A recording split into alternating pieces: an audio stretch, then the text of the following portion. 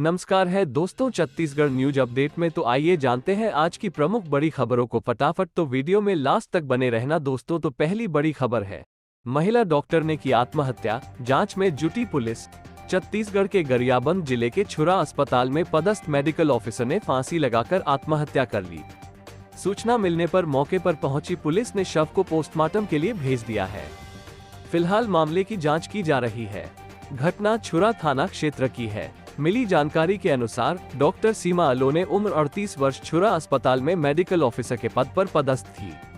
Doctor ने अपने सरकारी आवास के सामने ही एक किराए का मकान लिया था, जहां उनके माता पिता रहते थे। सरकारी आवास में पति डॉक्टर भारत भूषण आर्या के साथ रहती थी। शनिवार शाम को जब पति अपने निजी क्लिनिक में थे, मां इवनिंग वॉक के लिए गई हुई थी और पिता सब्जी खरीदी के लिए बाजार गए थे। तभी महिला डॉक्टर ने किराए के मकान में फांसी पर लगाकर आत्महत्या कर ली। जब मां घर पर पहुंची तो फांसी पर लटकी बेटी को देखकर इसकी सूचना अपने दामाद को दी। पति डॉक्टर भारत भूषण ने तुरंत बॉडी को फंदे पर से निकाला और उपचार का प्रयास किया।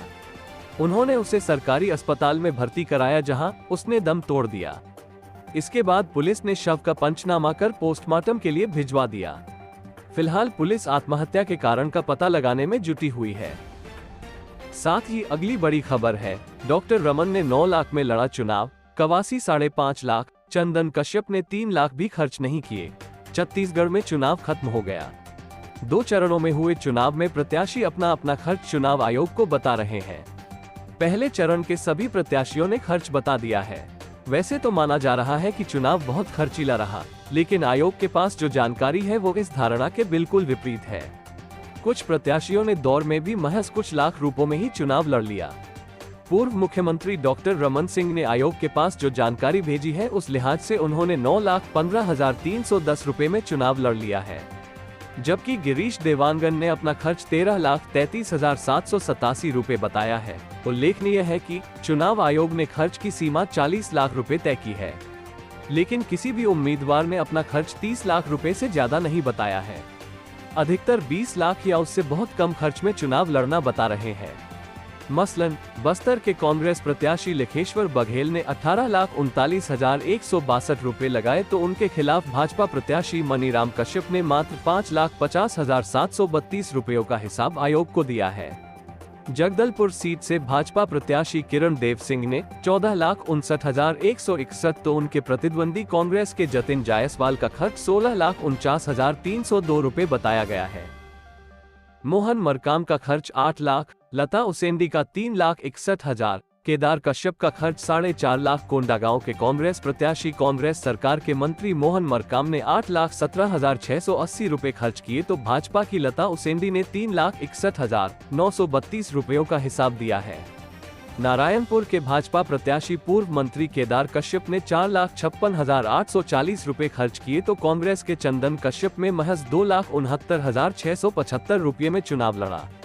डोंगरगढ़ सीट के कांग्रेस प्रत्याशी हर्षिता राम बघेल ने 11,09,642 रुपए खर्च करना बताया है। उनके खिलाफ भाजपा प्रत्याशी विनोद खांडेकर का खर्च 20,50,997 रुपए रहा।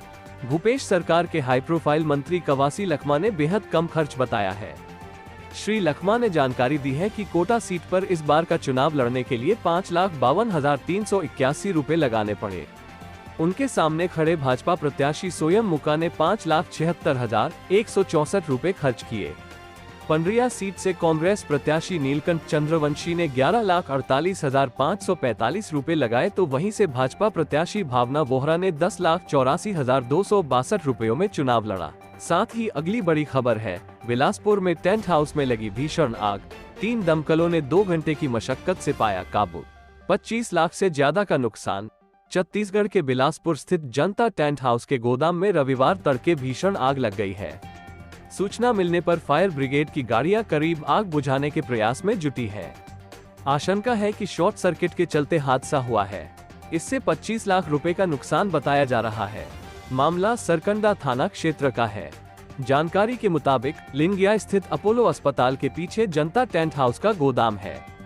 संचालक ने यहां प्लॉट में शेड और वाटरप्रूफ टेंट लगाकर कपड़े, गद्दे, कुर्सी, फर्नीचर सहित बड़ी मात्रा में सामानों को रखा था। रविवार सुबह करीब 4 बजे अचानक वहां से धुआं निकलने लगा। आसपास के लोगों ने देखा तो पुलिस को सूचना दी। जब तक पुलिस और फायर ब्रिगेड पहुंची, आग ने विकराल रूप ले लिया। पुलिस ने नगर सेना के फायर ब्रिगेड को हादसे की जानकारी दी। हालांकि जब तक दमकल वाहन मौके पर पहुंचे, तब तक आग ने भीषण रूप ले लिया था। गोदाम में रखा सामान धू धू कर जल रहा था। इस बीच आसपास के लोगों की भीड़ जमा हो गई थी। आग को काबू में करने के लिए एक के बाद एक कर 3 दमकलें बुलाई गई। करीब 2 घंटे की मशक्कत के बाद आग को काबू में किया गया। बताया जा रहा है कि गोदाम के पास से बिजली तार भी होकर निकला गया है। आशंका है कि शॉर्ट सर्किट से चिंगारी टेंट के कपड़ों पर गिरी होगी, जिसके बाद आग लग गई। इसी के साथ ही अगली बड़ी खबर है, सरगुजा में जेल जाने से पहले आरोपी ने डाला वोट, पत्नी की हत्या का आरोप, पकड़े जाने पर जताई थी मतदान की इच्छा। सरगुजा जिले के बतौली थाना क्षेत्र में पत्नी की हत्या के आरोपी ने जेल जाने के पहले अपने मताधिकार का प्रयोग किया। आरोपी पुलिस गिरफ्त था, लेकिन उसने मतदान करने की इच्छा जताई। एसपी के निर्देश पर पुलिस की मौजूदगी में उसने शुक्रवार को वोट डाला। शनिवार को न्यायालय में पेश करने के बाद आरोपी जेल भेज दिया गया है। जानकारी के मुताबिक ग्राम अरगोती निवासी बनवासो बाई 50 वर्ष ने बतौली थाने पहुंचकर रिपोर्ट दर्ज कराई थी कि उसका दामाद सोमार साय 35 वर्ष और बेटी कांति 14 नवंबर को दोपहर करीब 3 बजे नहर में नहाने और कपड़ा धोने गए थे। इसी दौरान दोनों के बीच घरेलू मामले को लेकर विवाद हो गया। विवाद इतना बड़ा कि सोमार साय ने पत्थर से कांति के सिर पर ताबड़तोड़ वार कर दिया, जिससे वो लहूलुहान होकर बेहोश हो गई। इलाज के लिए उसे सामुदायिक स्वास्थ्य केंद्र बतौली लाया गया, जहां इलाज के दौरान कांति की मौत हो गई। बताया जा रहा है कि घटना के बाद पति सोमार साय भाग गया था। बतौली पुलिस हत्या का मामला दर्ज कर उसकी तलाश में जुटी थी। पुलिस को मुखबिर से सूचना मिली थी कि 17 नवंबर को आरोपी वोट डालने जाने वाला है। पुलिस टीम ने घेराबंदी कर उसे पकड़ लिया। आरोपी सोमार साय ने पकड़े जाने के बाद मतदान करने की इच्छा जताई। प्रशिक्षु डीएसपी शुभम तिवारी ने एसपी सुनील शर्मा को मामले की जानकारी दी। एसपी के निर्देश पर बतौली पुलिस आरोपी को प्राथमिक शाला कदनई मैनपाट मतदान केंद्र लेकर पहुंची और मतदान कराया। वोटिंग में देरी होने के चलते शुक्रवार को आरोपी को कोर्ट में पेश नहीं किया जा सका, इसलिए शनिवार को उसे अंबिकापुर न्यायालय में पेश किया गया, जहां से न्यायिक रिमांड पर उसे जेल भेज दिया गया है। साथ ही अगली बड़ी खबर है, नर्सरी में प्रेमी युगल ने फांसी लगाकर दी जान। 2 दिनों से लापता थे नाबालिग, हत्या की आशंका जताकर लड़की के परिजनों ने किया हंगामा।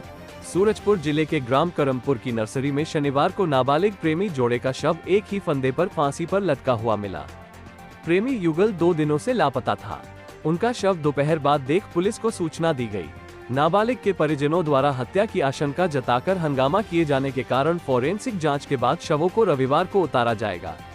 मामला बिश्रामपुर थाना क्षेत्र का है। जानकारी के मुताबिक ग्राम पंचायत करमपुर की नर्सरी में शनिवार की दोपहर लोगों ने प्रेमी युगल का शव एक ही चुनरी में फांसी पर झूलता हुआ देखा। इसकी सूचना गांव वालों ने पुलिस को दी। मृतक की पहचान ग्राम पंचायत करमपुर बड़खापारा निवासी कालरी कर्मी देवसाय टोप्पो के बेटे मुनेश्वर टोप्पो उर्फ पिलो 17 वर्ष और किशोरी की पहचान लुंड्रा थाना क्षेत्र के ग्राम पंचायत उदारी निवासी छोटी के रूप में की गई है। मृतका की उम्र भी करीब 17 वर्ष बताई गई है। घटना की सूचना पर परिजन मौके पर पहुंच गए।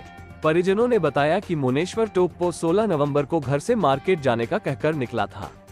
इसके बाद वो नहीं लौटा। किशोरी भी लापता थी।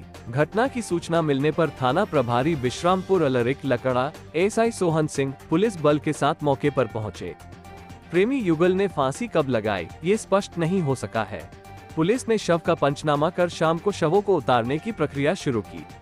इस बीच मृतका के परिजनों द्वारा हत्या कर शव लटकाने का आरोप लगाते हुए हंगामा कर दिया गया। किशोरी पक्ष द्वारा हंगामा किए जाने के बाद पुलिस ने सूचना अधिकारियों को दे दी है। फोरेंसिक टीम की जांच के बाद रविवार को शवों को फांसी के फंदे से उतारा जाएगा और पोस्टमार्टम के लिए भेजा जाएगा। इसी के साथ ही अगली बड़ी खबर है, संडे हो या मंडे, छत्तीसगढ़ वाले रोज खा रहे 50 लाख अंडे, ठंड की दस्तक के साथ बढ़ने लगी अंडे की डिमांड। रायपुर, संडे हो या मंडे, रोज खाओ अंडे, ऐसा ही कुछ आलम आजकल छत्तीसगढ़ में देखने को मिल रहा है।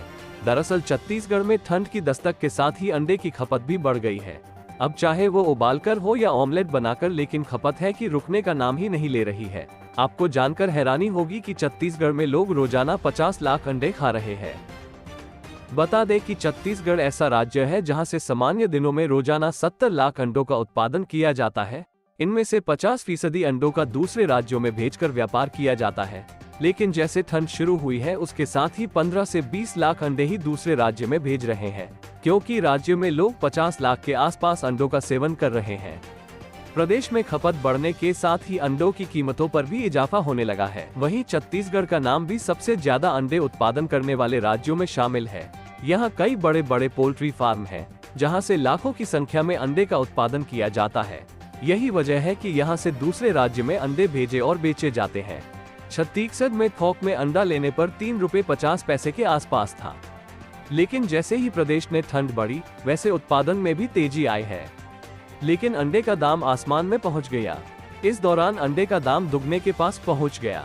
वर्तमान में थोक दुकान में अंडे का दाम 5 रुपए 30 पैसे से 5 रुपए 50 पैसे तक है। वहीं फुटकर में अंडा 6 रुपए से 7 रुपए तक बाजार में बिक रहा है। साथ ही अगली बड़ी खबर है 3 लेयर सुरक्षा में स्ट्रांग रूम, 32 कैमरों से निगरानी, ईवीएम की निगरानी। छत्तीसगढ़ विधानसभा चुनाव 2023 के 2 चरण में 90 विधानसभा सीटों में मतदान पूरा हो चुका है। 90 सीटों में कुल 1181 उम्मीदवारों के किस्मत का फैसला 3 दिसंबर को होगा। शुक्रवार को हुए दूसरे चरण में मतदान के बाद अब ईवीएम मशीनों को कड़ी सुरक्षा की व्यवस्था के बीच स्ट्रांग रूम में सील कर दिया गया है। सेजबहार स्थित शासकीय इंजीनियरिंग कॉलेज में बनाए गए स्ट्रांग रूम में रायपुर जिले की 7 विधानसभा सीटों के 123 प्रत्याशियों का भविष्य कैद हो चुके हैं। स्ट्रांग रूम स्थानीय पुलिस के साथ सीआरपीएफ और बीएसएफ के 3 स्तरीय सुरक्षा घेरे में 24 घंटे है। परिसर को छावनी में तब्दील कर दिया गया है। कमरों के बाहर पुलिस बल के साथ सीसीटीवी कैमरे से निगरानी की जा रही है। इनकी पहरेदारी लगातार 16 दिनों तक चलेगी। ईवीएम मशीनों को अलग अलग कमरों में रखा गया है। स्ट्रांग रूम की सुरक्षा में चूक न हो इसके लिए फोर्स के साथ सीसीटीवी कैमरे के माध्यम से पूरी बिल्डिंग की निगरानी की जा रही है। स्ट्रांग रूम के बाहर सीढ़ियों और अन्य महत्वपूर्ण जगहों पर सीसीटीवी कैमरे की मदद से 24 घंटे निगरानी की जा रही है। पूरी बिल्डिंग में 32 से अधिक सीसीटीवी कैमरे लगे हैं। स्ट्रांग रूम के अंदर किसी भी व्यक्ति को प्रवेश नहीं दिया जा रहा।